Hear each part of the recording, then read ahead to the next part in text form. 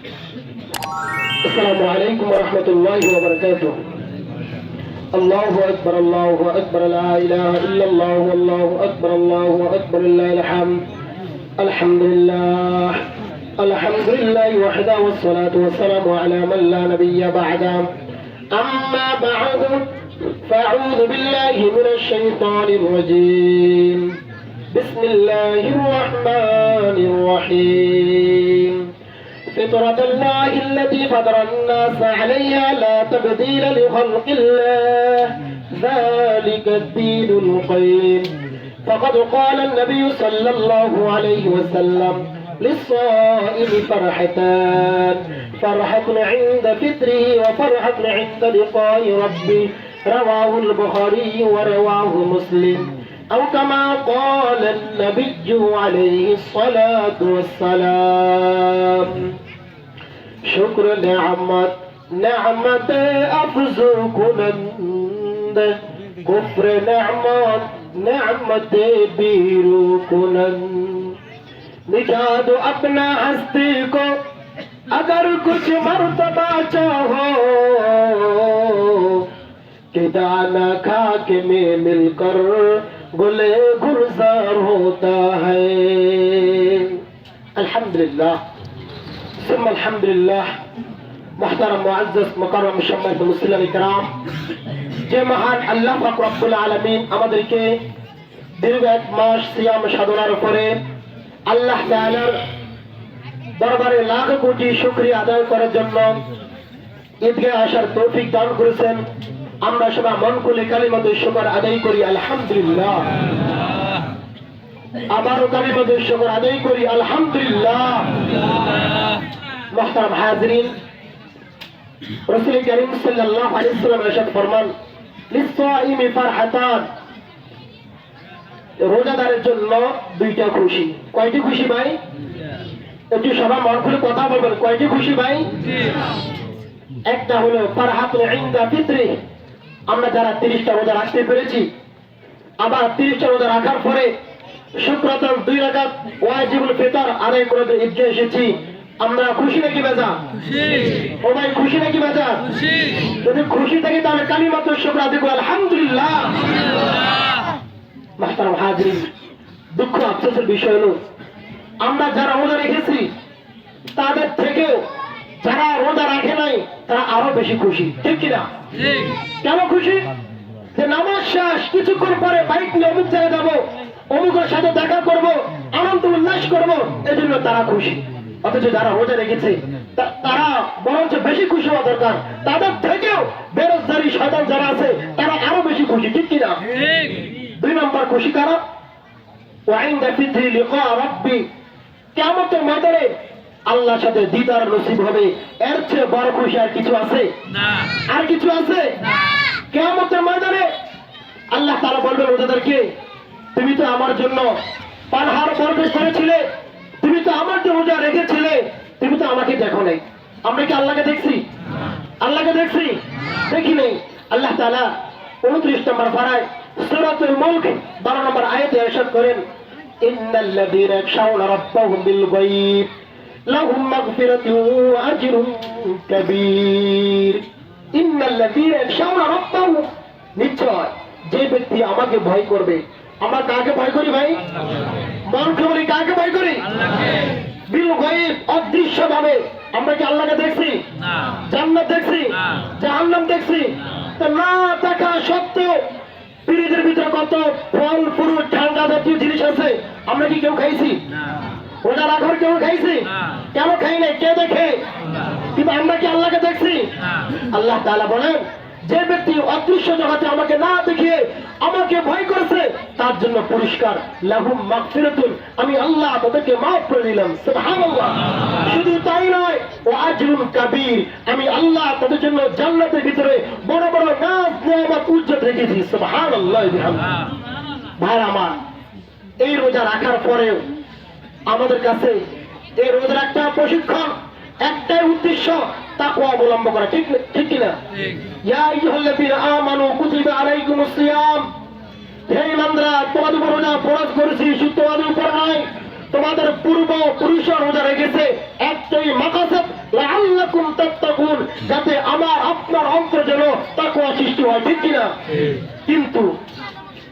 জনে 60 বছর 80 বছর রোজা রাখছি, কিন্তু এখনো আমাদের তাকওয়া অর্জন হয়নি। কিছু যুবক ভাইরা আছেন রোজা রাখছেন ঠিক, আবার রাত্রের ভিতরে তারাবি নামাজ করে করে আবার বড় ঘাটে যাইয়া আবার আপনার ইয়াবা পেন্সিলের গাঁজের ব্যবসা করে, ঠিক কিনা? আমার এক ভাই আমাদের এই মহল্লার যে যিনি একটা কথা বললে সবাই শুনে, ওনার মনে দুঃখ, হুজুর রোজা রাখে আবার গাঁজের ব্যবসা করে, এই কেমন মুসলমান?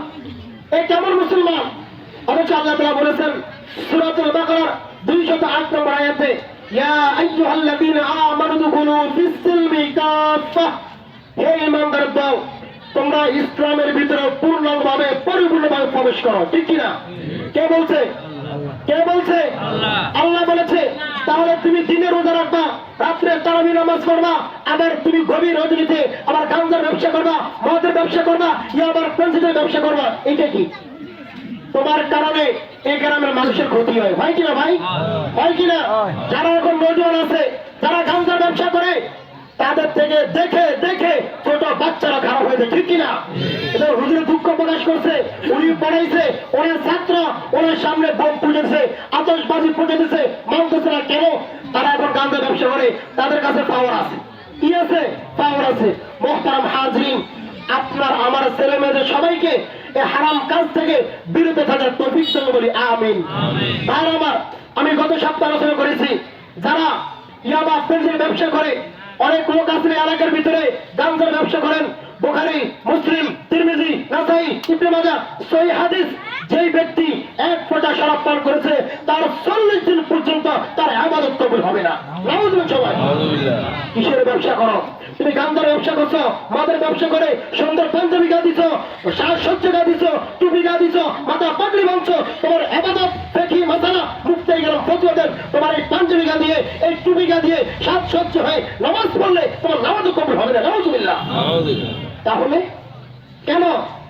আল্লাহ তাআলা বলেছেন, ইয়া আইয়ুহান নাস, হে মানুষ সকল, কুলু ভক্ষণ করো, মিনাত তাইয়্যিবাত, পবিত্র খাদ্য, ওয়া আমালু সালিহা, তারপর তুমি নেক কাজে ধাবিত হও। এক নম্বর কি বলছে?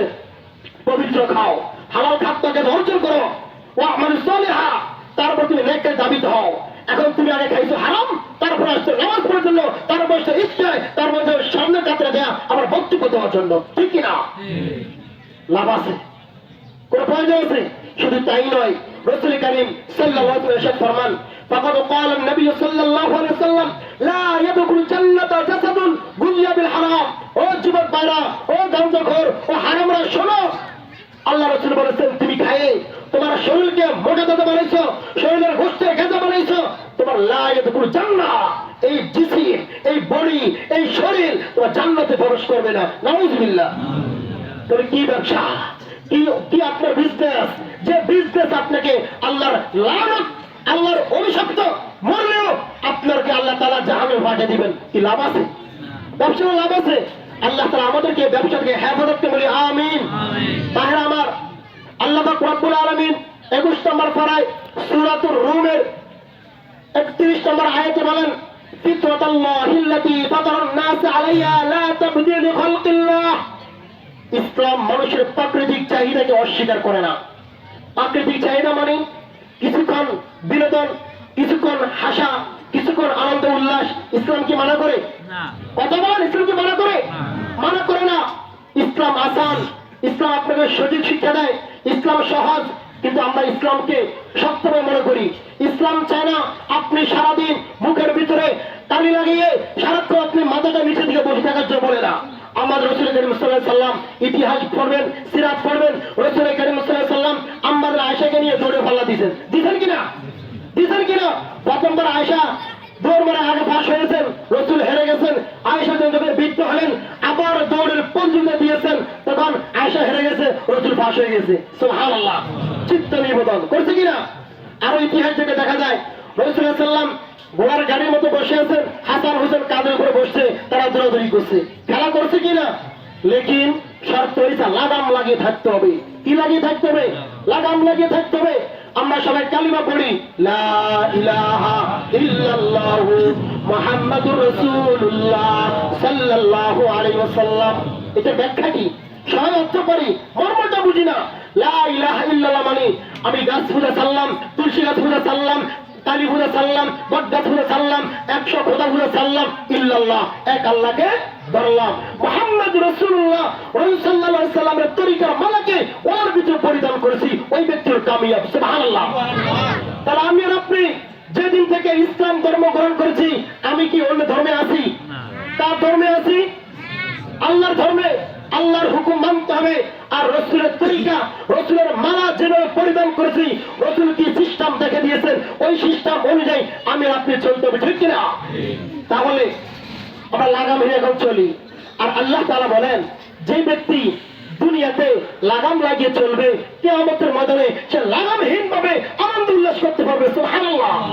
আমার কথা নয়, কোরআনকে খুলে দেখেন 24 নম্বর পারার সূরা হামিম সিজদার 31 নম্বর আয়াতে আল্লাহ তাআলা বলেন, ওয়ালাকুম ফিহা মা তাশতাহি আনফুসুকুম ওয়ালাকুম ফিহা মা তাদউন নুজুলাম মিন গফুরির রহিম। ওয়ালাকুম ফিহা মা তাশতাহি আনফুসুকুম, যে ব্যক্তি দুনিয়াতে হারাম কাজ খায় নাই, মদ খায় নাই, ইয়াবা খায় নাই, বিড়ির ঘোড়ার ভিতরে গাঁজা ঢুকে খায় নাই, এই ব্যক্তি লাগাম লাগিয়েছে, মুখের ভিতরে লাগাম লাগিয়েছে, বেহুদা নিজের মন মতো ছেড়ে নাই, এই ব্যক্তিকে কিয়ামতের ময়দানে আল্লাহ তাআলা অর্ডার দিবেন, ওয়ালাকুম ফিহা মা তাশতাহি আনফুসুকুম। বান্দা, তুমি দুনিয়াতে হারাম কাজ ছেড়ে দিয়েছো, শরাব পান করতে মনে ছেড়েছে, তুমি ছেড়ে দিয়েছো, যাও মা তাশতাহি, তোমার কি মন চায় তুমি সেটা দখল করো, কি করতে মন চায় তুমি সেটা দখল করো। বলি আল্লাহু আকবার, বলিস তো বলি আল্লাহু আকবার। তখন জান্নাতীরা এই আয়াতের তাফসীর কিতাবে লেখেন, জান্নাতীরা ট্যাগ লাগিয়ে হেলান দিয়ে গদির ভিতরে বসে থাকবে, আসমান দিয়ে কতগুলা চড়ে পাখি উড়িয়ে যাবে। তখন এই ব্যক্তি ভাববে, হেরে কত সুন্দর পাখিগুলা, দেখতে কত সুন্দর, খাইতে না কত মজা। আল্লাহু আকবার। খাইতে না কত মজা, মুখ দিয়ে দুটা ঠোঁট লড়া নাই, শুধু মনের ভিতরে কল্পনা জল্পনা করেছে, পাখিগুলা দেখতে কত সুন্দর, খাইতে না কত বড় মজা। এই কথা ভাবতে না ভাবতে তার সামনে স্বর্ণের দস্তরের ভিতরে, দস্তরখানার ভিতরে ওই পাখিগুলো ভুল হয়ে আসতে দেরি হবে না। বলে আল্লাহু আকবার। তাদের জন্য যারা দুনিয়াতে লাগাম লাগিয়ে চলছে, লাগামহীন ভাবে চলে নাই, তাদের জন্য আল্লাহ তাআলা আমাদেরকে আমল করার তৌফিক দান করুন। আমিন। ভাইরা আমার, রাসূল কারীম সাল্লাল্লাহু আলাইহি ওয়াসাল্লাম বলেছেন, এই ঈদের মাঠে খালি ময়দানে আল্লাহ তাআলার কাছে যে যেই দোয়া করবে, আল্লাহ তাআলা তার দোয়াকে কবুল করবেন। বলি সুবহানাল্লাহ। ভাইরা আমার, আমরা এখানে যারা আছি, অনেকের মা নাই, অনেকের বাবা নেই, ঠিক কিনা? তাদেরকে আমরা কি করতে পারি? এখন তো আমরা আনন্দ উল্লাস করতেছি, নতুন জামা পরিধান করতেছি, আমার বাবা কি অবস্থাতে কেউ কি জানি? কেউ কি জানি? কার মা কি অবস্থাতে কেউ কি জানি? আমরা কেউ কি জানি না। মোহতারাম হাজিরিন, আপনি যদি মার কথা, আল্লাহ চোখের পানি দিয়ে তোমার কাছে দোয়া করতেছি, খালি ময়দানে ঈদগার ভিতরে পুরস্কার দিয়ে, আল্লাহ তুমি আমার মূর্খ থেকে মাফ করে দেন। বলি আমিন। এই কথাগুলো বলে বলে আল্লাহর কাছে দোয়া করলে আপনার দোয়াটা আল্লাহ তাআলা কবুল করেন। বলি সুবহানাল্লাহ। ভাইরা আমার, ও যুবক ভাইরা, আপনারা সবাই আমাকে ছিলেন, আমি এখানে আপনাদের কাছে এই কথাটা আরো বলছি, আরো কয়েকবার বলছি, এই মজলিসের ভিতরে কার কার মা জীবিত, দুটো হাত তুলে আল্লাহকে দেখান। কার মা জীবিত আছে, দুটো হাত তুলে আল্লাহ